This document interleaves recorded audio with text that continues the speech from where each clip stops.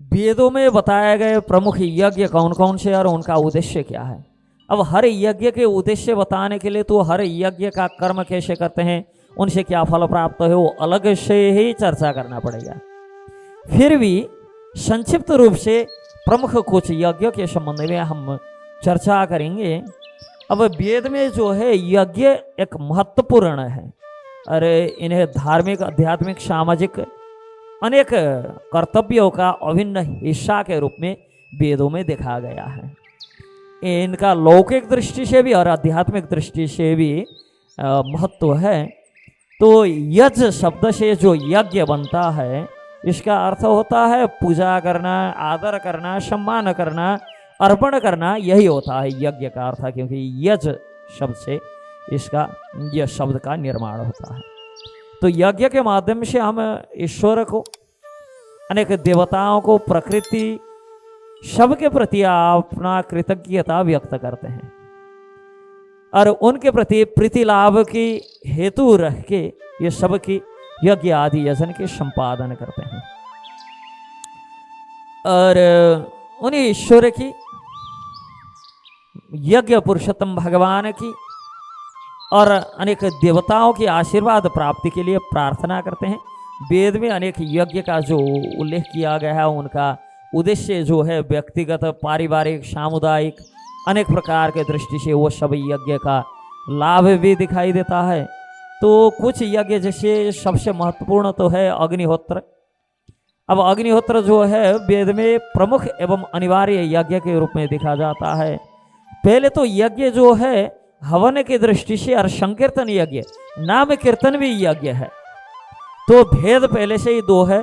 एक नाम की उच्चारण करना, हरे कृष्ण कृष्ण कृष्ण हरे हरे, हरे राम राम राम हरे हरे, इस प्रकार से गोविंद गोपाल आदि विविध नाम का यजन करना भी, इसको संकीर्तन यज्ञ कहा गया है।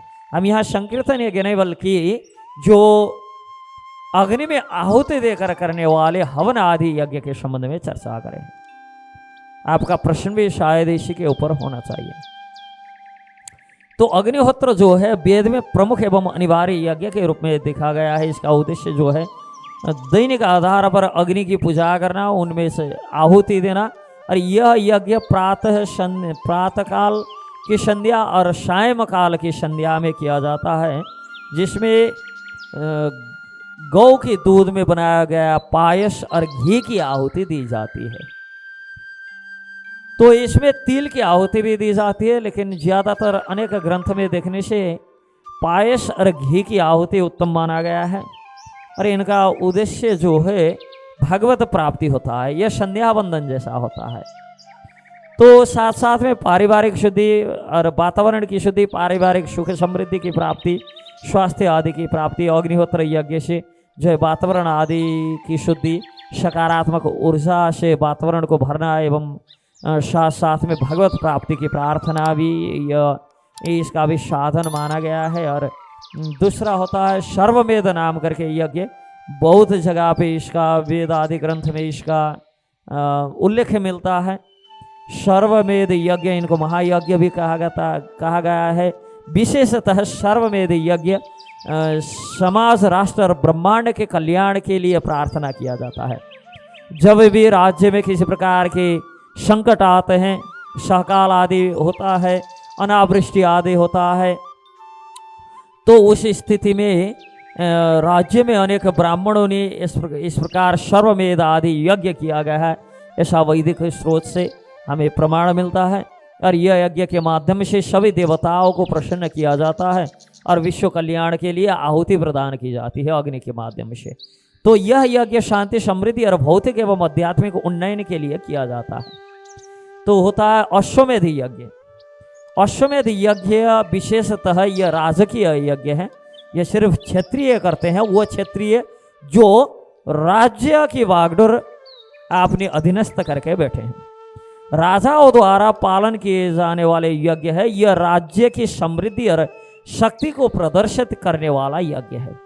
इस यज्ञ में जो एक घोड़े को स्वतंत्र रूप से छोड़ा जाता है, जो अनेकानेक राज्य में परिभ्रमण करता हुआ फिरता है, और जो राज्य इस राजा को स्वीकार करते हैं वो राजा अधीनता स्वीकार करते हैं, और जो घोड़े को पकड़ लेता है वो युद्ध के लिए तैयारी करता है। तो यह यज्ञ देखा जाए तो राजनीतिक प्रभुत्व, सैन्य शक्ति और राज्य की समृद्धि का सुनिश्चितता करता है। और यह यज्ञ एक प्रकार का शक्ति का प्रदर्शन भी करता है। हर साम्राज्य की सीमार शक्ति को बढ़ावा देने के लिए यह यज्ञ किया जाता है। और जिसने 100 अश्वमेध यज्ञ जिस राजा ने अपनी जीवन काल में पूर्ति किया गया हो, उसको इंद्र का जो पदवी मिलता है। इंद्र की जो पदवी है, ये एक पद है। जो इंद्र के आसन पे अभी बैठे हैं वो पुरंदर है। अब अगले जो इंद्र होने वाले हैं वो बलि होंगे। तो इसी हिसाब से जो 100 अश्वमेध यज्ञ को अपनी जीवन काल में परिपूर्ण करे, उसको इंद्र की पदवी भी मिलता है। तो फिर होता है राजस्व नाम करके, जो राजस्व यज्ञ, यह भी राजकीय यज्ञ है। यह राजकीय यज्ञ से राजा को सार्वभौम सम्राट के पद मिलता है। सम्राट के पद से विभूषित होने के लिए, चक्रवर्ती पद से विभूषित होने के लिए यह यज्ञ किया जाता है। यह यज्ञ मानधाता आदि ने किए थे और स्वयं धर्मराज युधिष्ठिर ने भी किए थे। तो जब तक एक राजस्व यज्ञ वाला राजा जीवित रहते हैं, तब तक दूसरा राजा फिर राजस्व यज्ञ नहीं कर सकता है। महाभारत के वन पर्व में प्रसंग आता है, जहां दुर्योधन राजस्व यज्ञ के लिए अपने पुरोहित जन से जाके जब इसकी आज्ञा लेता है, तब कहते हैं जब तक युधिष्ठिर अब जीवित हैं तब तक आप राजस्व यज्ञ नहीं कर सकते। या तो आप जाके युधिष्ठिर से युद्ध करो, युधिष्ठिर को युद्ध में जो है उनका वध करो, या युधिष्ठिर युद्ध में तुम्हारा शरणागति हो जाए, शरण स्वीकार करें, तब ही फिर राजस्व यज्ञ हो सकता है, वरना राजस्व यज्ञ नहीं हो सकता है। तो राजस्व यज्ञ जो है यह बहुत कठिन यज्ञ है। इसमें राजा के जो उत्कृष्ट योद्धा है, वो योद्धा सब पृथ्वी भर में इस प्रकार एक चक्कर लगाते हैं, हर राज्य का अपना अधीनस्थ करते हैं।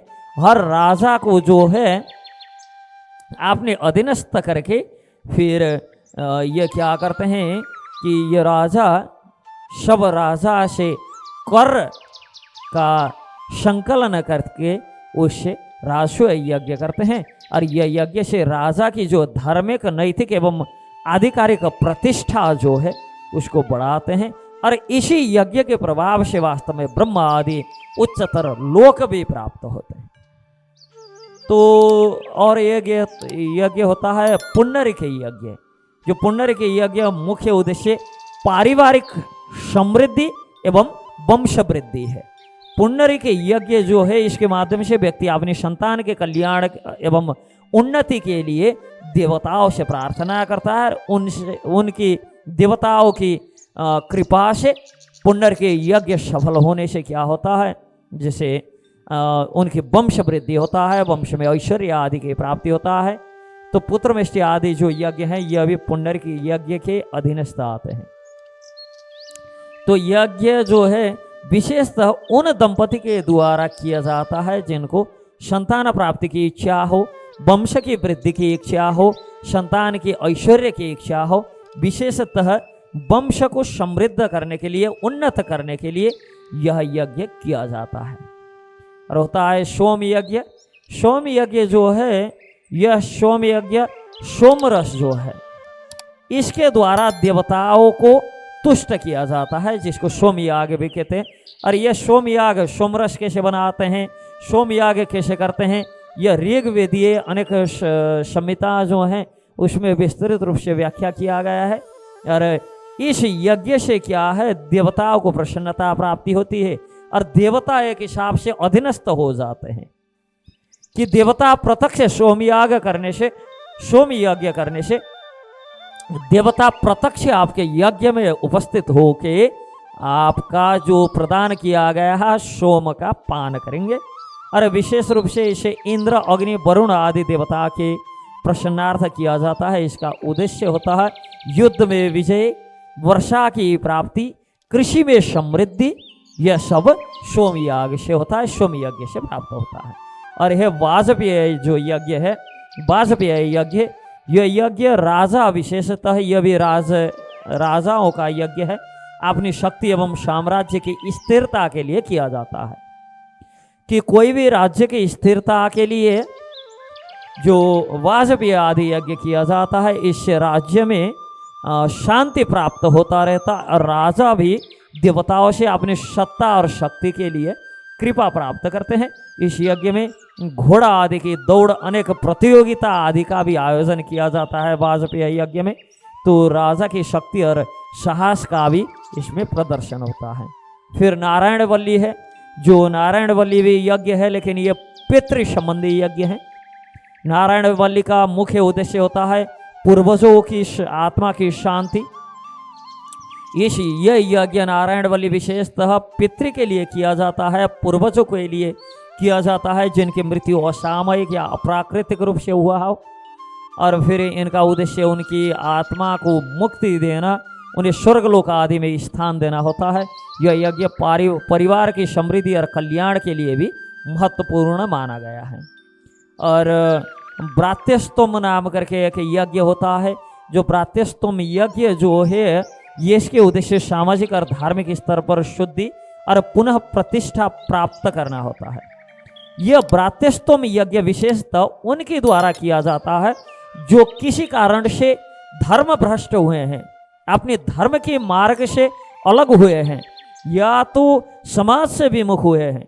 अपने समाज से, अपने धर्म से जो विमुख हैं, वो इन लोगों के लिए पुनः अपने धर्म में शामिल होने के लिए, अपनी समाज में, अपनी वंश में, मतलब यह धर्म के मार्ग में पुनः शामिल होने के लिए यह ब्रात्यस्तोम यज्ञ हो जाता है।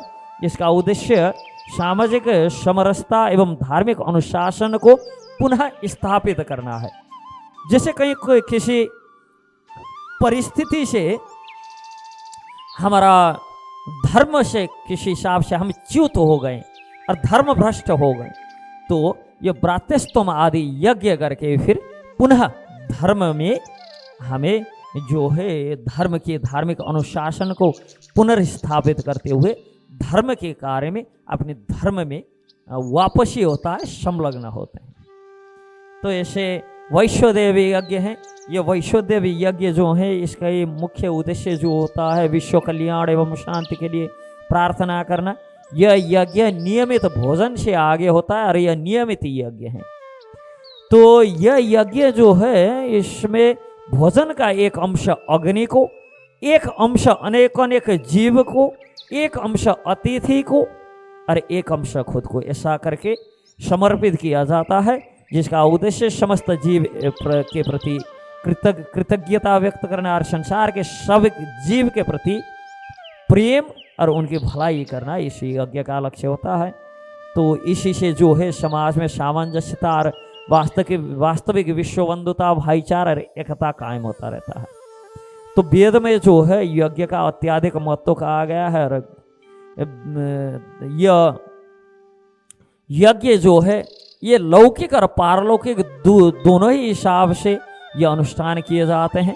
यह सामाजिक और व्यक्तिगत कल्याण के साधन भी है और यज्ञ के माध्यम से व्यक्ति अपने कर्तव्य का पालन करते हुए देवता और प्रकृति के प्रति आभार भी व्यक्त करता है और व्यक्तिगत और सामाजिक जीवन में संतुलन भी बनाए रखता है और पारलौकिक मार्ग का भी अनुसरण करते हुए जन्म जन्मांतर की यह जो संसार सागर की जो वृत्ति है, इससे उपरत होके, संसार चक्र से उपरत होके, जन्म मृत्यु जरा व्याधि आदि से मुक्त होके पारलौकिक स्थिति, भगवत प्राप्ति की स्थिति भी प्राप्त कर सकता है।